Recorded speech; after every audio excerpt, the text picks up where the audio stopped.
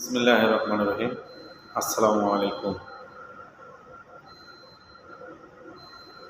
আমি দিন ২০০ টাকা পকেট খরচ করি, কিন্তু আমার ছেলে মেয়েকে আমি স্কুলে পাঠাইতে পারি না। এইসব বাবা মা যারা আছেন তাদের উদ্দেশ্যে আমার এই কথাগুলো। আপনি ২০০ টাকা পকেট খরচ করেন, আপনি ১০০ টাকায় কমায় নিয়ে আসেন, আর ১০০ টাকা আপনার ছেলে মেয়েদের জন্য রাখেন। আমাদের স্কুলগুলোতে কিন্তু, আমাদের দেশের স্কুলগুলোতে কিন্তু তেমন বেতন দিতে হয় না।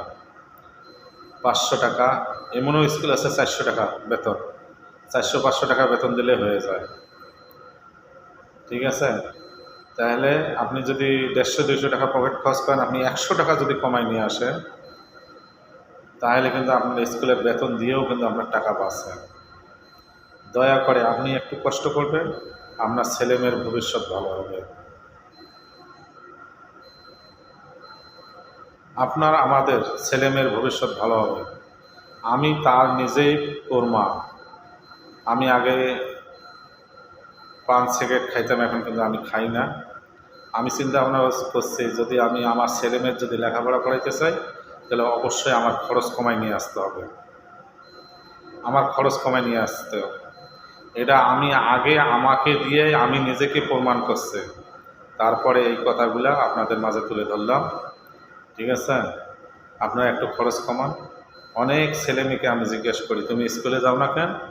কয় আব্বা স্কুলের বেতন দিতে পারে না।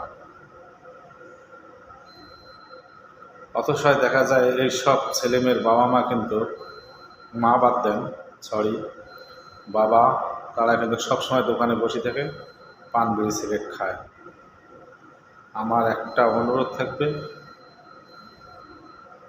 আমরা যদি বুদ্ধি করি, যদি আমাদের খরচটা কমাইতে পারি, আমাদের ছেলে মেয়ের লেখাপড়া করাইতে কোনো জায়গায় বাঁচবে না, কোথাও আটকিবে না।